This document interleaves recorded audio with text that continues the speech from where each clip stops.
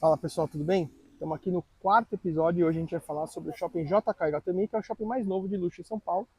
Não lembro quanto tempo ele tem, mas primeiro veio o Iguatemi, depois veio o Cidade Jardim e depois veio o JK. Tá? Então a gente analisou, aí eu fui sozinho, o João não foi, porque eu fui no dia seguinte, o João não foi. A primeira marca que eu fui avaliar foi a Burberry, uma marca que eu gosto muito.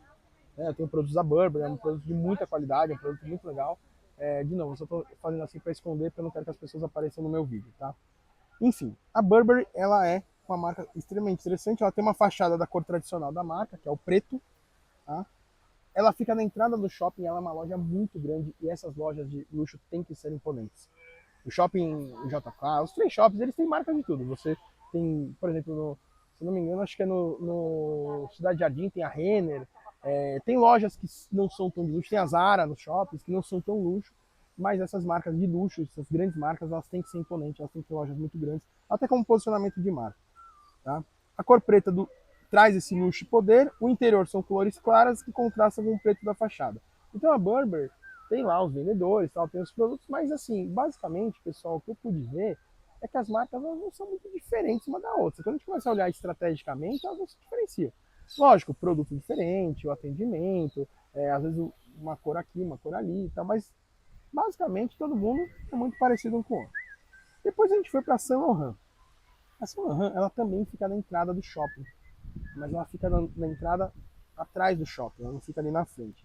Ela explora muito bem os espaços. Ela tem uma manta branca com os detalhes em dourado. Então essa manta branca, ela faz toda a loja essa manta branca. Só que essa manta branca, ela tem espaços onde você consegue ver dentro da loja. Então quem está passando ali, óbvio que uma Saint Laurent chama atenção pra caramba, a pessoa que está passando ali, ela vai olhar. Então isso é bem interessante, tá?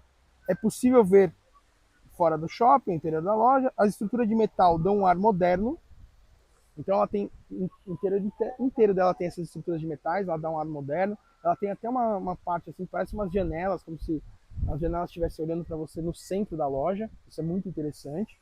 E tem o segurança que controla o fluxo. Então, de novo, mais uma marca que, quando tem um determinado número de pessoas na loja, eles fecham a loja para ter esse atendimento exclusivo.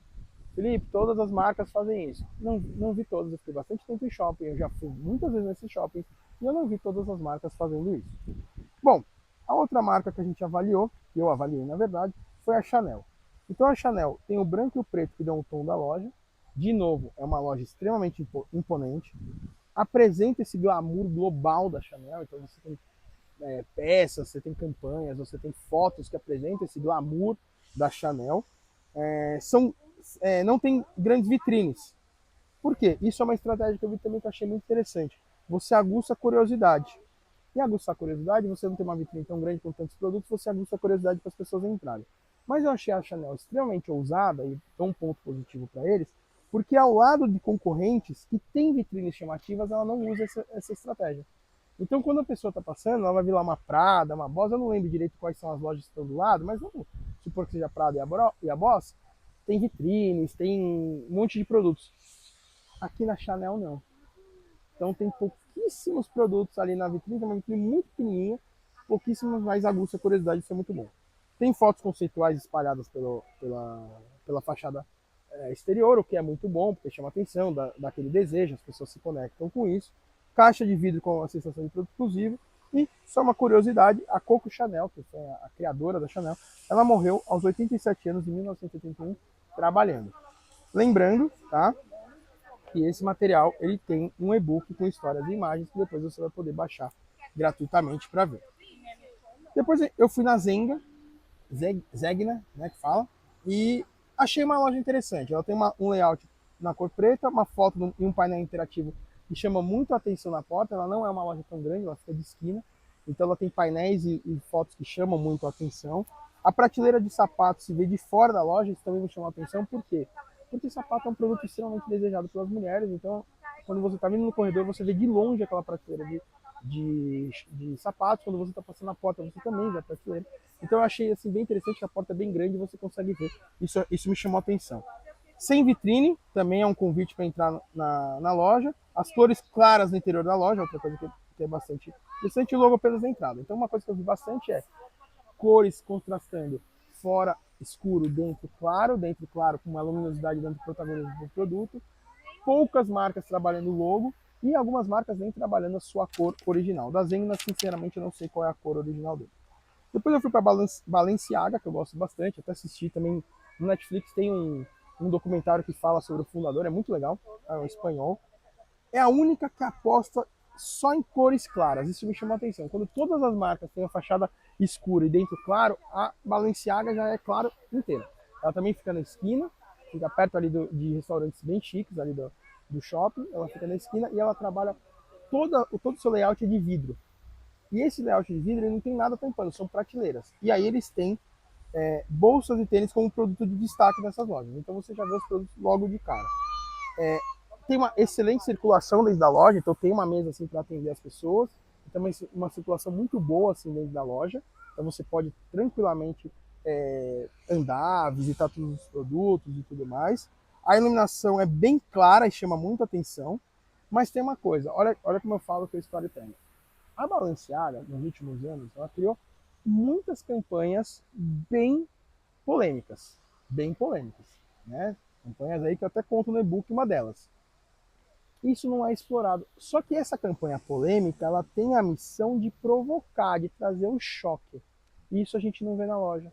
Então a loja, ela simplesmente lá é um ponto de venda. De novo, eu não estou dentro da, das marcas para saber se isso é uma estratégia, se isso é uma inovação, se isso é algum dado que vai refutar o meu achismo, mas esse é meu achismo. Eu acho que tem que ter mais elementos da história da marca ali dentro. Tem uma outra marca, por exemplo, que eu não fui avaliar, mas eu conheço, que é a Golden Goose, que tem nesse shopping também, né, no JK, que ali tem um pouco mais de história da marca, uma história bem legal, produtos recicláveis, sustentáveis e tudo mais e tal. Então eu acho que isso poderia explorar.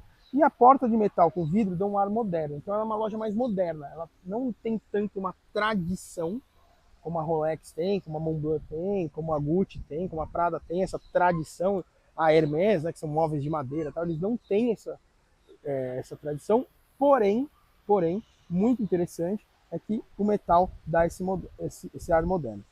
Aí fui para a Dolce Gabbana, a Dolce Gabbana também aposta no preto e branco, ele também tem campanha com garoto propaganda logo na entrada, a marca tem muita história, também não é explorada nas lojas.